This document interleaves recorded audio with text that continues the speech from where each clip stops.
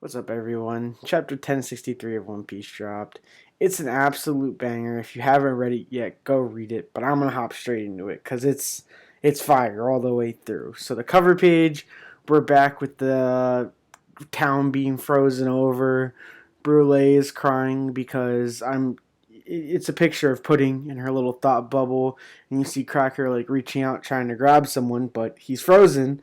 So we're led to believe that Kuzan kidnapped Pudding. So Blackbeard's making a move. We'll get into that a little bit later in this chapter. We cut back to Egghead Island though, and you see Bonnie, Chopper, Luffy, all their bellies are full. And they're just talking about how good the meal was. The Vegapunk says, "Wow, you guys sure can't eat. All four of you have bulging bellies." Jinbei jokes around and says, "Mine was already like that." You see the recycle cur, which is just like a dog that cleans up all the trash after their straw hats. And Vegapunk says, "Well, I gotta get back to work. If I don't run riot, no one will." And just goes right back to fighting the holograms. And Bonnie's just like, "What kind of job is that?" These like people that inhabit like the future city, I'm assuming they're all holograms too, start coming out and like the town becomes like lively. And Chopper asks, "Who are they?" Bonnie says, "I think it's safe to assume they're lab assistants of some kind." I don't know if that's true. I feel like they're just kind of holograms and like maybe they help, but it's probably just there to make the city look more lively. Um, Jinbei says it's odd though that this place seemed deserted a second ago. Were they hiding because they weren't sure about us? And then Bonnie says, "Isn't it a little too hot for the outfits they got on because of the island's aircon system making it warmer?" And then Luffy says, "No way, for real." And he finds some SSG clothing. We're getting the clothing switches. I like Luffy's outfit. I can't hate on it. I don't really like how the boots look, but I think I'll get used to it the more this chapter goes on. But Luffy says, "Wow, they feel so light. They're nice and breezy too." And someone asks, "Where did you get those?" I'm assuming it's Bonnie, because Luffy points to her here, still has a piece of meat in his hand. And Bonnie says, "Wow, nothing beats free clothes after a complimentary meal. Mine still feels sticky from the seawater. It'd be nice to change." She says there's a style selection, and she gets a battle uniform. And Bonnie's looking good, man. Oda was in his bag with that design. It's You see the little like earpiece thing. Oda's been focusing on that a lot, but overall she looks really good. She's got like the thigh highs, the same boots as Luffy, and like really good. I love Jinbei. He's in his dad mode. He's got the Hawaiian shirt on, and Chopper's little mask just looks so cute, man. I love Chopper's design. He's got some SSG clothing on too. Bonnie's just says Vegapunk on it. So after we get the reveal of new clothing, Bonnie's like, "Well, I'm off to find some weapons and deal with Vegapunk. Catch you later." You see a character come up kind of behind her, and Luffy says, "Heads up, it's Kuma," but he's still eating pizza, so they ask Puma. And then Luffy says, "Is it just me or is he looking for us?" Kuma comes up in his police gear. He looks official as hell. And Luffy says, "Let's get out of here." He's about to charge, obviously using Future Sight, because he then proceeds to charge and says he's going to fire a laser beam. And the Kuma says, "Provisions and garments reported stolen. Thieves detected." Huh?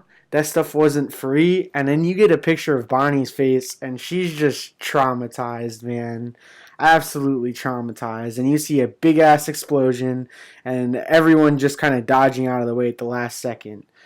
And Luffy's like, "Why did it just pop out like that? Surely this explosion is causing more damage than the clothing we stole." And Luffy's like, "Whatever. He's trying to kill us. We'll be toast if we don't fight back." And Jinbei's agreeing with him. He's like, "Yeah, it's just self-defense." And Jinbei's like, "Also, we are pirates, so it comes with the territory. But we've got to do it." So Luffy, he goes gum gum. He's getting ready to fucking Gear 3 elephant gun this man. And right as he's about to do it, he looks down, and Bonnie comes up and says, "Stop." And she kicks him. Another explosion goes off. Everyone dodges. And Luffy says, "What the heck, Bonnie? Didn't you see his lasers? I've got to slug him." It cuts back to a close-up of the Kuma's face and Bonnie crying. And she goes, "That's my father," confirming to the Straw Hats that Kuma's her father. They're all shocked. Luffy's like, "What?" Bonnie says, "He's the only family I've got," which, I mean, spoiler alert, if you haven't read it, is also the name of the chapter, so that got name dropped. "When you said your dad was turned into a cyborg, you were talking about Kuma?" uh, Jinbei yells, and then Bonnie says, "I'm begging you, please don't hurt my daddy." And you get to see Kuma when he's young, a big smile on his face, playing with Bonnie, and she's crying. That panel's so good, man. There's a lot of interesting stuff that happens later, but this might be my favorite panel in the chapter. Just the way it's set up, the way Bonnie's drawn, it's so good. And then Happy Kuma, who kind of looks like Cobra, kind of looks like I forget his actual name, but the soldier from Dressrosa. But yeah, man, it's just sad. It put me in my feels a little bit. But Luffy's realizing what's happening as Bonnie's sitting there crying, and he's like, "You dummy, get out of there. It's just a pacifista." And then a huge explosion blowing up like half the island happens.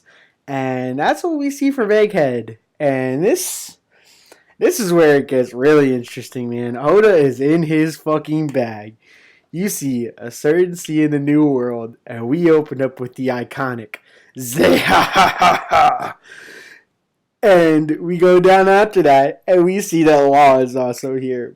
We are about to see fucking Law and Blackbeard, man. Oda is not playing around.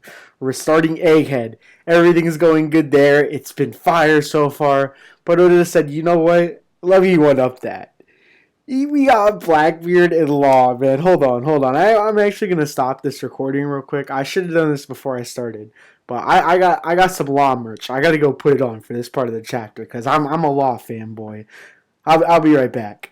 All right, I don't remember where I was before, so we come back to Law's submarine, the polar tank, and it's no good, Captain.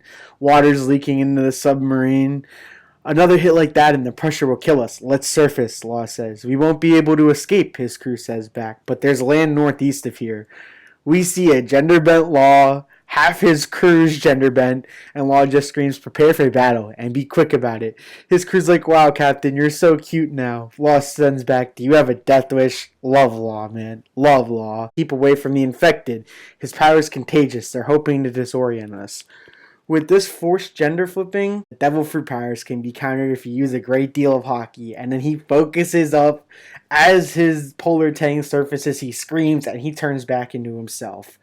And this is when it really gets interesting, man. You see Doc Q on his horse, who you come to find out later is named Stronger. Maybe that was name dropped before. But he says he's managed to nullify the disease. I expect no less from a pirate worth $3 billion. That's how diseases go. An antibody always comes along. And when one person finds a remedy, it's not long before everyone else is cured. It was entertaining though, right? I'll call this the Milady transformation plague. You see Van Auger, who's got a little bit of facial hair now. He's looking clean. And based off his new devil fruit, which I'll talk about their new devil fruits in a second, I think he might be my favorite Blackbeard pirate besides Blackbeard himself. But he says, "Burgess, I'm going to send you over to the island now." Gone. Burgess is on the island. Somebody's in the woods. Law looks over, and Burgess is just lifting up a mountain. He says, "My buff fruit powers are the freaking best." And I guess that's as good as a spot as any, because Burgess just revealed his own fruit. So he's got the buff fruit. Doc Q's got the sick fruit. And Van Auger's got the warp fruit. The warp fruit out of them is probably my favorite, especially combined with Van Auger because he's a sniper. He could potentially warp his bullets. He could, in the battle of snipers, like repositioning is key. Like shoot, warp somewhere else, shoot so it's like he's shooting you from every different angle possible. Not to mention he could potentially warp his bullets, like I just said. So he's just going to be insane by the time we get to that. So Burgess is lifting up a mountain. Everyone's like, "How do you get in front of us?" Obviously the warp fruit. And Law says, "Superhuman strength, bizarre contagious teleportations. These guys have hunted down some insane powers. No wonder their bounties keep rising." Burgess throws the mountain at him, and Law goes, "Room," and cuts that mountain. Cuts it like it's nothing. You see Blackbeard flying in on Stronger and Doc Q. Again, Zehahaha. Basically, Law and Blackbeard have their little back and forth, and Blackbeard starts his monologue. "Is that any way to speak to a fellow member of the worst generation? When you kid in Straw Hat left Wano, I knew one of you would end up here, but I ain't know which one of you would show. With Big Mom and Kaido gone, the world's gonna turn on its head. Sounds fun. Zehahaha." He laughs again.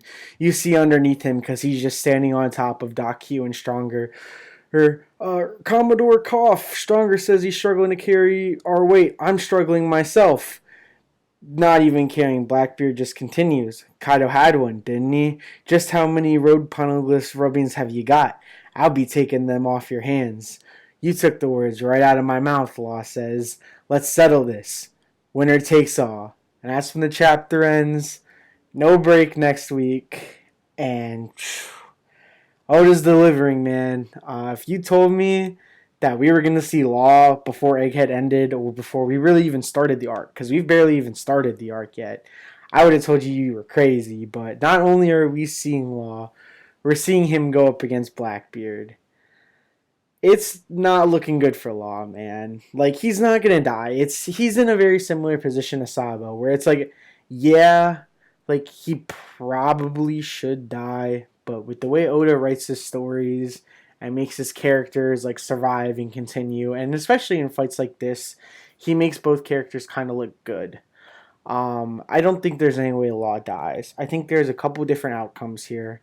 I think the first is, especially because Blackbeard just captured Kobe, you have a potential reunion of the Rocky Port incident and whatever happened there. And maybe we like learn what happened at the Rocky Port incident. That'd be cool.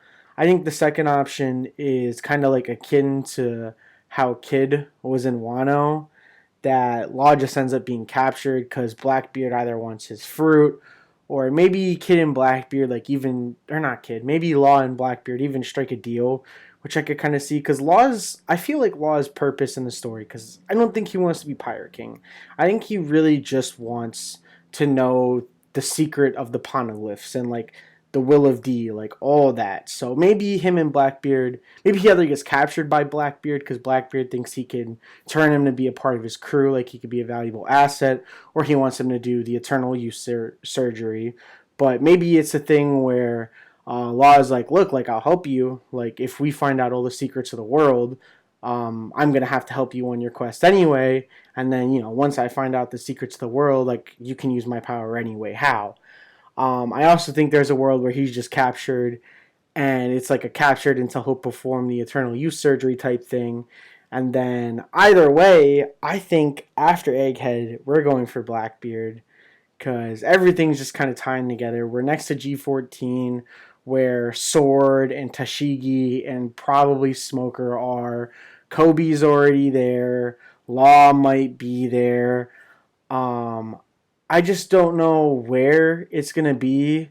I think if, because obviously I think at the end of the day, even if Law survives, even if he loses the fight, gets captured, whatever, or even if he gets away somehow, Blackbeard's going to get all of Law's information.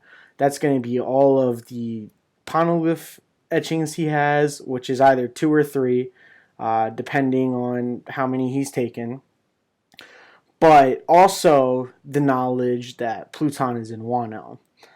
So I don't know where the Blackbeard arc is going to be. Maybe the Straw Hats go straight into the Beehive. Maybe Pluton goes to Wano in newly declared Emperor Luffy's territory, because it was kind of alluded to that we'd be coming back to Wano eventually, especially with the mysteries of Pluton not being solved.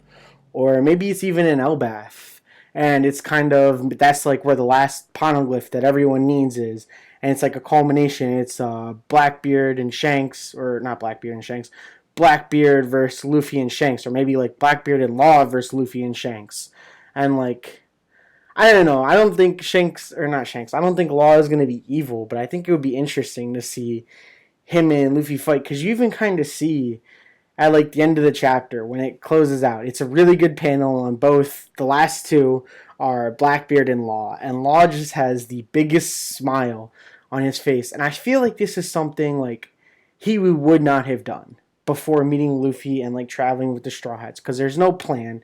He just hops straight into action and is ready for the smoke. That's a very Luffy, that's a very Will of D thing to do. So I don't know, man. I'm really excited. I'm gonna make a video in the upcoming days, basically about what Blackbeard's been up to in the current timeline and kind of explaining it and why his bounty has grown. So be on the lookout for that, probably tomorrow or after the weekend. Just kind of depends on how busy I am at my job. But yeah, no break next week, so we're gonna get blessed again. Uh, yeah, I'll see you then.